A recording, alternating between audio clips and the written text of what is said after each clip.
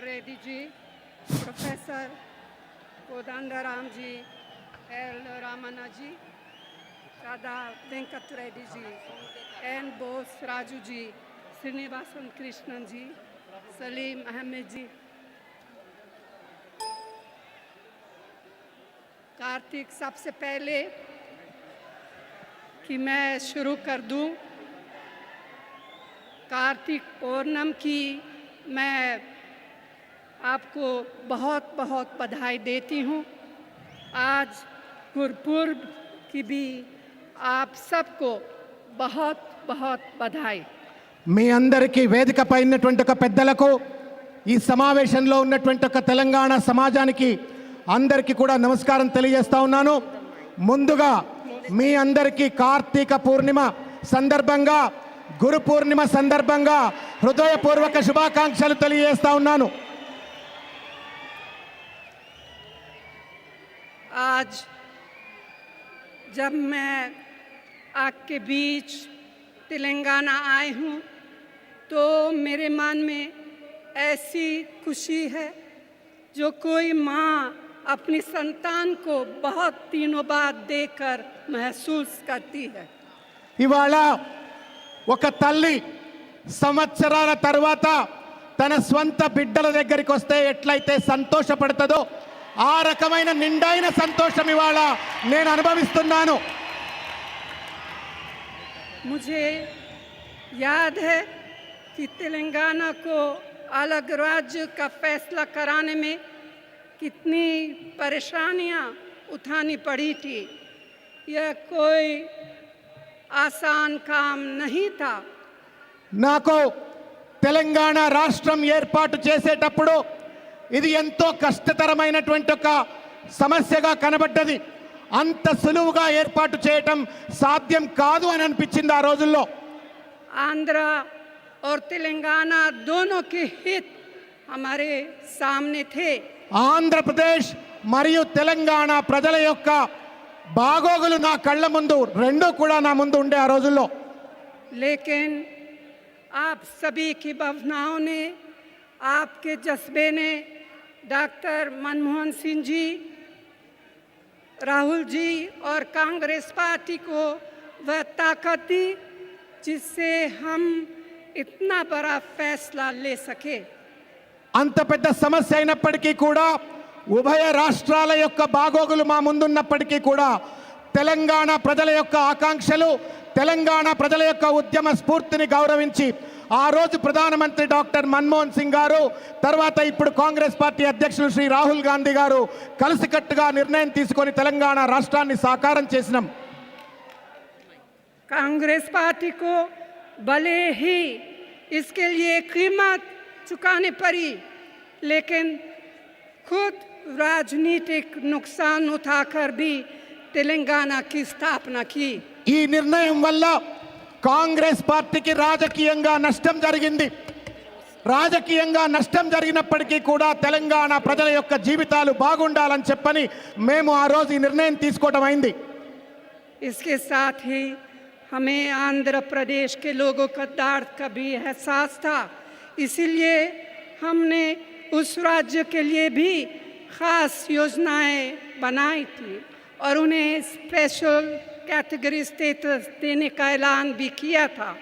తెలంగాణ ప్రజల బాగోగు కోసం తెలంగాణ రాష్ట్రాన్ని ఏర్పాటు చేస్తూనే ఆంధ్ర ప్రజల యొక్క జీవితాలు కూడా బాగుండాలని చెప్పని తెలంగాణ బిల్లు ప్రవేశపెట్టినాడు. పార్లమెంటులో ఆంధ్రప్రదేశ్కు ప్రత్యేక హోదా ఇవ్వాలని చెప్పని పార్లమెంట్లో నిర్ణయం తీసుకోవడం అయింది.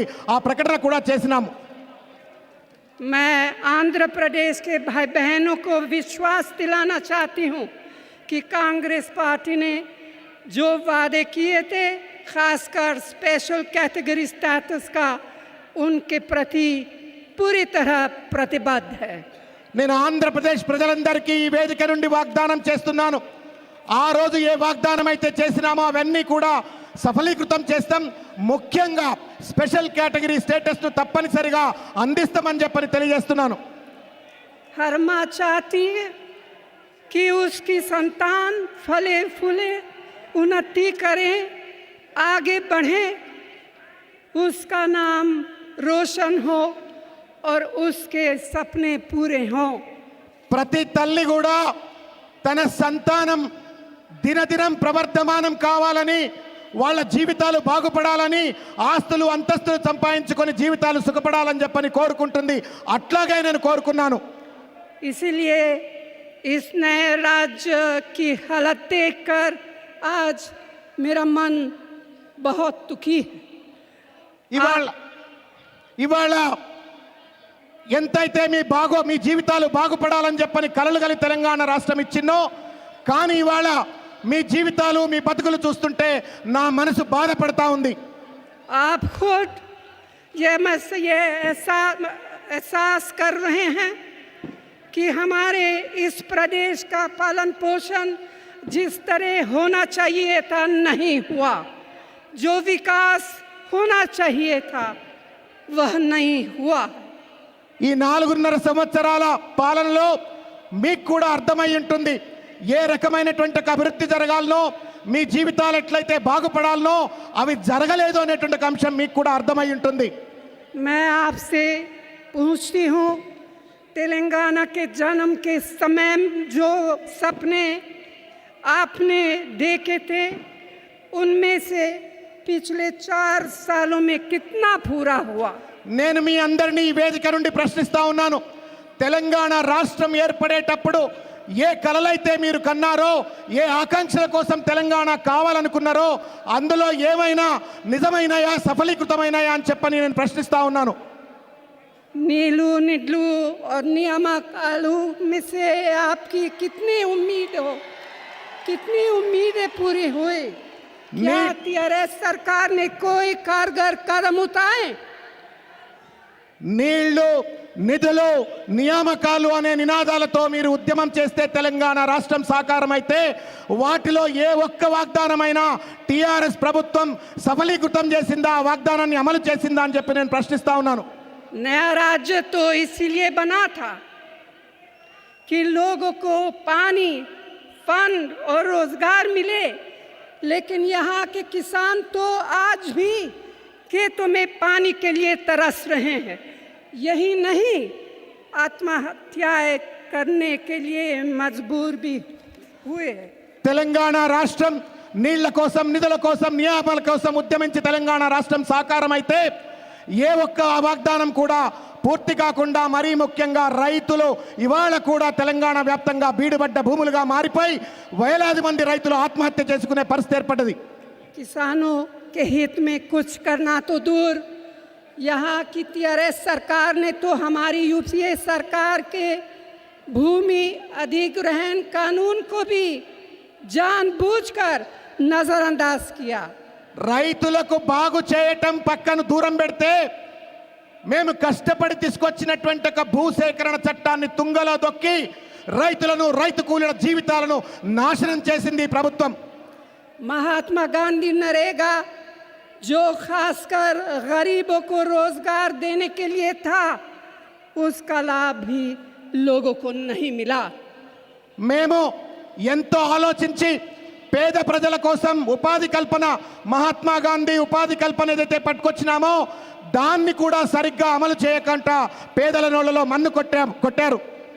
तेलंगाना के नौजवान आज निराश है, रोजगार की तलाश में भटक रहे हैं। ఇవాళ తెలంగాణలో ఉన్నటువంటి నిరుద్యోగులందరూ కూడా ఉద్యోగాలు లేక నిరాశ, నిస్పృహలకు లోనవుతా ఉన్నారు. ఉద్యోగాలు ఎప్పుడొస్తాయా అని చెప్పని ఎదురు చూస్తున్నారు. पहले जब भी मैं यहाँ आती थी और महिलाओं से मिलती थी तो मुझे उनके स्वयं सहायता समूहों की उपलब्धियों पर गर्व होता था। నేను గతంలో తెలంగాణ రాష్ట్రానికి వచ్చినప్పుడు ఇక్కడ ఉన్నటువంటి ఒక స్వయం సహాయక బృందాలకు చెందిన మహిళల యొక్క అభ్యున్నతిని చూసి, అభివృద్ధిని చూసి నాకు గర్వంగా ఉండేది. मैं जब भी दूसरे प्रदेशों में जाती थी तो हमेशा यहाँ की मिसाल देती थी, लेकिन बहुत ही चिंता की बात है कि आज इन समूहों जो हमारी प्यारी बहनों की जिंदगी में परिवर्तन लाने का एक कारगर कदम था, टीआरएस सरकार ने उनको खत्म कर दिया। నేను భారతదేశంలో ఉన్న వివిధ రాష్ట్రాలకు పోయినప్పుడు ఇక్కడ ఉన్నటువంటి ఒక మహిళా సంఘాల యొక్క అభివృద్ధి, మహిళల యొక్క అభివృద్ధి గురించి నేను గర్వంగా అన్ని ప్రాంతాలలో ఒక గొప్ప విజయంగా నేను అన్నిటి కూడా చెప్పేవాడిని. కానీ టీఆర్ఎస్ आप सब ने खुद देखा और आजमाया भी है कि जो अपनी जुबान के पक्के नहीं होते वे भरोसे लायक नहीं होते।